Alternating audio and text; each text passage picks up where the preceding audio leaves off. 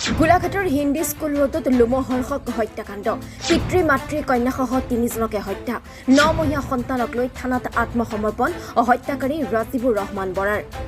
গোলাঘাটৰ হিন্দী স্কুল ৰোডত আজি এক লোমহৰ্ষক হত্যাকাণ্ডৰ ঘটনা সংঘটিত হয় দিনৰ পোহৰতে নিজৰ ঘৰৰ ভিতৰতে ক্ষত বিক্ষত অৱস্থাত উদ্ধাৰ হয় পিতৃ মাতৃৰ কন্যাৰ মৃতদেহ জানিব পৰা অনুসৰি গোলাঘাটৰ ইছলামপট্টিত এটা ভাড়াঘৰত বসবাস কৰা ৰাজিবুৰ ৰহমান নামৰ যুৱকজনে হিন্দী হাইস্কুল ৰোডৰ সঞ্জীৱ ঘোষ আৰু জুনু ঘোষৰ কন্যা সংঘমিত্ৰা ঘোষক 3 বছৰ আগতে ঘৰৰ অমতত বিয়া কৰাইছিল পৰৱৰ্তী সময়ত তেওঁলোকৰ এটি সন্তানো জন্ম হয় ৰাজিবুৰে সংঘমিত্ৰাক শাৰীৰিক আৰু মানসিক নিৰ্যাতন চলোৱাত মাক দেউতাকে জীয়েক সংঘমিত্ৰাক ঘৰলৈ ঘূৰাই আনি ৰাজিবুৰৰ ওপৰত গোচৰ দিয়াৰ পিছত ৰাজিবুৰ জেললৈ যাব লগা হয় জেলৰ পৰা ওলোৱাৰ পিছত আজি ৰাজিবুৰে সঞ্জীৱ ঘোষৰ ঘৰত উপস্থিত হৈ তৰ্ক বিতৰ্কত লিপ্ত হয় ইফালে তেজপুৰ বিশ্ববিদ্যালয়ত অধ্যয়নৰত সঞ্জীৱৰ সৰু কন্যা অংকিতাই সেই সময়ত ভিডিঅ' কল যোগে মাক জুনু ঘোষৰ সৈতে কথা পাতি আছিল কাজিয়াৰ গভীৰতা বুজিব পাৰি অংকিতাই শ্ৰীমন্ত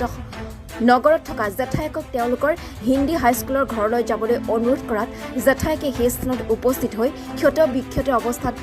পৰি থকা সঞ্জীৱ ঘোষ জুনু ঘোষ আৰু সংঘমিত্ৰা ঘোষৰ মৃতদেহ প্ৰত্যক্ষ কৰি আৰক্ষীক খবৰ দিয়ে ঘটনাস্থলীত উচ্চপদস্থ আৰক্ষী আৰু বহুসংখ্যক CRPF উপস্থিত হয় আৰক্ষীয়ে মৃতদেহ মৰণোত্তৰ পৰীক্ষাৰ বাবে প্ৰেৰণ কৰিছে ইফালে হত্যাকাৰী ৰাজিবুৰ ৰহমান বৰাই 9 মহীয়া সন্তানসহ গোলাঘাট থানাত আত্মসমৰ্পণ কৰিছে ইয়াৰ পাছতে গোলাঘাটৰ কেইবাটাও দল সংগঠনে হত্যাকাৰী ৰাজিবুৰৰ ফাঁচীৰ দাবীত গোলাঘাট থানাৰ সন্মুখত প্ৰতিবাদেৰে উত্তাল কৰে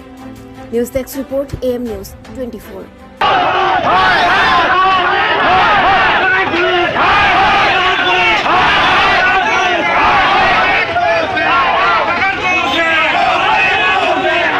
ভিডিঅ' কলিং মানে মাকলে কথা পাতি আছিলে তেতিয়া মাকৰ লগত সদায় তাই মানে কথা পাতে বোলে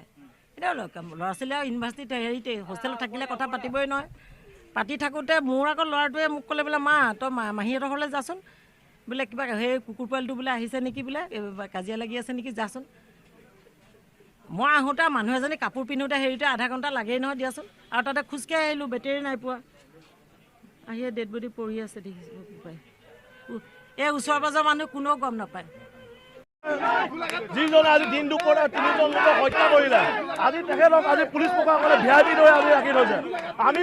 পুলিচক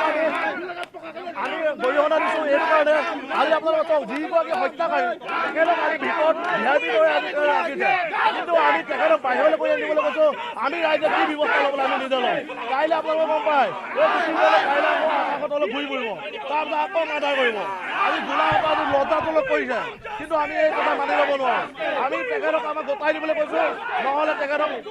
এনকাউণ্টাৰ কৰিবলৈ কৈছোঁ এনেকুৱা মানুহ সমাজৰ মাজত জীয়াই থকাৰ কোনো লাভ নাই